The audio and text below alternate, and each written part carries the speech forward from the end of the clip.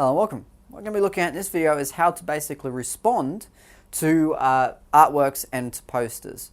So what we're going to look at in this video is we're going to look at basically the process for starting to construct a response and use the visual techniques that you have learnt so far in a way that you can essentially manufacture some meaning, some responses, some ideas, all those things. Now to start with, what I'm going to get you to look at is this image here. Now this is an image which has been borrowed from visual arts.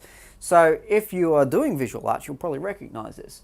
And what it is a way of looking at an artwork or a visual text, where you look at it in terms of the artist, the person who made it, the audience, as in you who is looking at it, and the world, where you look at it throughout how it's viewed not only just in one place, but everywhere.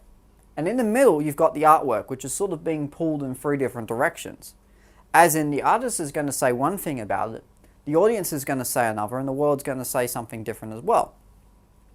Now, the relevance of this, and what you're going to be looking at, is, well, first of all, the artist has a very limited view in this in terms of English. As in, we don't really look at the artist's viewpoint very much. But we do certainly look at the audience's viewpoint and of the world viewpoint, as in how it can be viewed in multiple contexts and how its meaning can be essentially made from it. You may look at the artist in terms of the artist's context, where they've come from, and in terms of what the image is doing. Of course, most of the images that we'll be looking at will involve things which are being manufactured for a number of purposes. The artist may be anonymous, but even still, the artist is essentially a creator, someone who has created this for a particular purpose. And the audience, the world, are the ones who interact with that purpose. And the image itself, or the visuals that you'll be looking at, both in terms of its positioning, in terms of its style, in terms of all the things that make up the image, is essentially something that can be pulled apart by the various influences on it. So it basically requires you to understand not only what visuals can represent, but their intent and the multiple contexts in which they can be viewed. So it's not just something that can be seen by one person or one group of people. It can be seen by something universally. As I said before, the world is an important part because it is a universal form of communication. So depending on where you live and I guess who you are, it's going to have a different sort of significance. So you need to think of people in groups to start with, who differ basically by their age, their gender, their race, their culture, religion, and so on, all those aspects.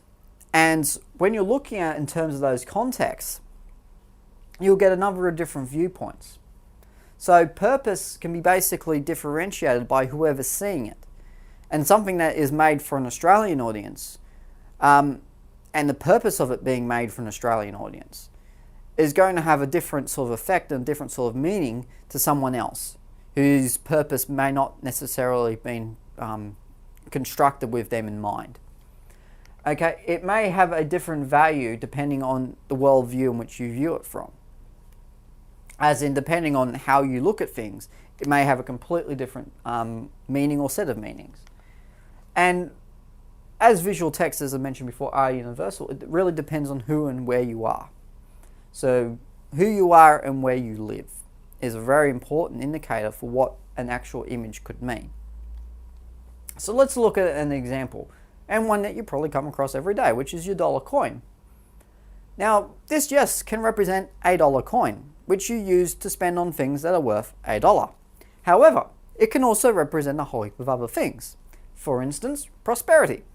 Now, the prosperity of the almighty Australian dollar, and particularly how its value and its when we look at it in terms of the stock market, in terms of financials, all those very boring things, the dollar represents prosperity. It could just represent loose change, as it does probably for most people, where you look in your wallet, you see $1 and go, great, I have something I can buy something very small with. It could best represent Australia, as in it's an Australian coin. It represents Australia. When people see that coin overseas, they'll say, yes, I got that from Australia. So that's what you'll be looking at if you're looking at from an overseas perspective. Of course, it can also represent capitalism if you're one of those cynical people who believe But the dollar is essentially not only part of our society, but what makes our society good and what makes our society bad, in terms of that everyone is pursuing the dollar and the ones with the most dollars win. It may be about saving, as in if you save every dollar like you save every penny, then you'll start to have a lot that you can keep. It may basically just represent that, a small token of saving money. Of course, it could also represent opportunity, as in you need money to do things, and you even sort of think of the connotations of a dollar being the origins of many different things. So this one image, and this is one probably very small part of a bigger overall artwork that you'd be looking at, is got all these different meanings attached to it. And depending on who you are and the way you look at it, it could have all of these different meanings. Now, the meaning that is most likely true, and we won't say is absolutely true, but the one that's most likely the truth, is going to be the one that fits in most with the context of the image. Of course, none of these will be wrong answers, but the one thing that you'll find is that you'll get some answers which are much better than others, and certainly in terms of images, as they are not, they are literal representations, but they're ones that can be interpreted any number of ways. So you can look at it in terms of a variety of different things, or you could just simply look at it as a dollar coin that's just been placed for illustrated purposes. Okay, let's look at two examples of how an image can basically be presented. And we've got two presentations of essentially the same image. We've got a dollar, or lots of dollars actually, on the left, and we've got one on the right. Now, as it says in the box there, the one on the left can easily represent savings, as in stacking upon each other with the spatial cues of large piles and probably larger piles around it, suggests that you're trying to accumulate and save, as in keep all those little dollars together. And it actually fits in, because where I got that image from was essentially something that if you're looking at it in terms of the image, you're looking at it in terms of savings. Okay, so that image essentially represents what you do when you save, as opposed to this image, which represents something else. It represents power. As in, we haven't got a lot of dollar coins which are being used to sort of slowly accumulate. We're using the dollar basically not only in the way it's framed, as in we don't see all of it, but it's also in the center of the image. It dominates. So we get this through the use of the color scheme, as in it's not 100% the accurate color. And basically we get this sort of sensation that the dollar is quite powerful. And when we look at it in terms of financial circles, and if you're looking at in the value of the Australian dollar, if you watch the news, then you see the power of it. And certainly this image represents the power of the dollar more than the savings potential of it, more than the dollar as a sort of loose change. Okay, so the same image here has represented two different things depending on the arrangement of the image. Of course, you can interpret these to mean other things as well, but these are probably the best interpretations that you can get for each one. Okay, let's look at another image now. We're going to look at a poster. Now, we're going to use the famous movie poster of Jaws as an example of how an image can be arranged, and we're going to take it apart in terms of the various techniques that you can use to determine what an image is representing. So it is an example of visual techniques in language. We're going to look at its positional and stylistic features, and we're going to do a basic analysis of it as well. And we're also going to practice the skill of breaking down an image into smaller parts. So these are the things we're going to do with this image. So let's start with the parts of it. So to start with, probably the most dominant thing, arguably, is the title. The big red title of Jaws. And then we get the swimmer, the deep water, and the shark as well. So we get that image, that hand-painted image underneath it, where we notice all these different things about it. Then we could probably notice the byline, as in the part at the top which basically says a terrifying motion picture from the terrifying #1 bestseller. So the byline which tells us immediately in one simple statement what this poster is about. Then we've got the stars, so immediately I'm going to go down and say, ooh, who's in it? We've got these people. And finally, we've got the copy.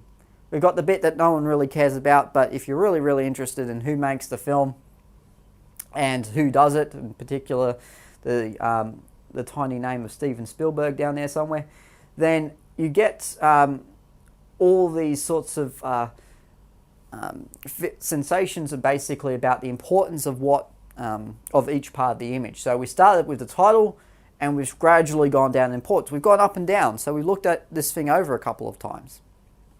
So we haven't just looked at it once in terms of, oh, it's the title, but we've also been sucked in and looked at the other parts of it as well. Okay, so let's look at it in terms of positioning now. Now, I've drawn a couple of lines on here, and it's just to show essentially the vectors, the quadrants, and the various parts of the image. So the center of the image is a shark. Arguably, you could say, well, that's the center of the image. Certainly the focal point, you could argue, is Jaws, but the center of the image is made up mostly of the shark. And if we split up into quadrants, the image is also fairly symmetrical, excluding obviously the text underneath it and the framing. But if we're looking at it just in terms of the artwork itself, and certainly if you look at a movie poster now, you won't normally see the back borders or the black borders around it. You'll see just the image itself, and that's to essentially to make it a little bit more symmetrical, but also to make it in terms of everything's part of the image, and the image is more dominating. The vector of the image in this case is we see it in terms of the shark, and the shark is pointing up towards the swimmer. It's also pointing up towards the title as well, so just in case you didn't look at the title first, it points you straight up towards it. So it points you up towards impending danger, as in if you're the swimmer, and it points you up to the title of the film, which you're going to go see to see what happens to this poor unfortunate swimmer. So when you're looking at it, you essentially get the impression about what this image is trying to represent. Okay, now the style of it, how it's been made. Well, first of all, it's been painted. So the image itself, it's one of the older school style ones. It's a painted artwork with a black border. The text is bold and red, particularly for the title, and it's set against a fairly light color scheme, which is why I say that the text is a focal point, because it's the brightest thing on the image. The bit underneath it is essentially a much softer image. The shark is also the largest proportionate image, especially compared to the young lady on top. So the unfortunate lunch there, or swimmer, depending on how you want to call it, is not only on, it's above it, but it's much smaller, and so proportionately, we're looking at the shark as being the one that's dominating, the one with power. And the lines and shapes basically match the medium of the composition, as in lines, realistic tone. So it's painted to sort of look kind of realistic, and admittedly as realistic as you can get with a giant shark underneath a lady. Okay, so how can we analyze this? Well, first of all, we have the contrast between the giant shark and the small person, which indicates a sort of fear, and sort of plays on that terror that we have whenever we're going in the ocean. As I said, that dominant feature of the shark plays on people's fears and plays on the idea of vulnerability, what we get when we're in the water and if we're in deep water, and what may happen if there was a shark directly underneath us. And in the 70s, when this film was made, this absolutely terrified people, because shark attacks weren't quite the hysterical thing that they are in the media now. So when you see the image of the shark, you get this sort of sense of terror of what could be lurking underneath the water. And for years, people were actually afraid to go back into beaches, and it took a long time for actually people to go swimming again, because they were so terrified from this film of what could happen if they went into the water. As much as it is a bit silly, and we look at it now, it's quite laughable. The blood red text is linked with this idea of blood and death. So it's very prominent. Not only does it stand out and it's quite bright, but we get this color of blood and death. So this sort of sense that whatever happens to this poor little swimmer, it's not going to be good. And finally, the shark pointing up means that people are drawn to that. So the concept of the film, as in the title of it, where they should be going, and what the film is about. So it's going to be about a shark. Now, admittedly, this is also the title of, or the cover of the book as well. But again, if you're sitting in a bookstore looking at this image, you'll see it's a book about a shark eating lots of people. So, moving on. What makes it effective? Well, first of all, it's quite simple. As in the title, the shark dominate. There's nothing else cluttering it. There's not a whole heap of swimmers. There's not other sorts of things that haven't really gone through and done a really detailed underwater scape with it. We've just focused on the two things that matter: the shark, the lady, the title. Emotional, it immediately strikes fear into people. And certainly even now, it makes you sort of cautious. It makes you basically plays on that fear of sharks, especially really giant sharks. And also the layout. So the title, actors sort of dominate. So giving the idea that it's a film, go see it. So the title of the film is first, we get who it's by, and then we get the actors who are in it. So if we liked any of those actors, then we probably go and see that film. Okay, so in summary, meaning is basically dependent on your audience. As in, any kind of image you'll be responding to depends really on who you are and where you live. Your image design can affect meaning, and particularly good images and well-designed images can have a great effect as opposed to ones which aren't well-designed. And finally, to remember to break it into pieces, like we just did for that Jaws poster. We broke it up into lots of little pieces where we were able to interpret not only the focal point, but also the positioning, the style of it, and we're able to also construct a response based on it as well. And if you can do all that, then you've basically got the idea of how to respond to a visual text. So until next time, I'll see you later.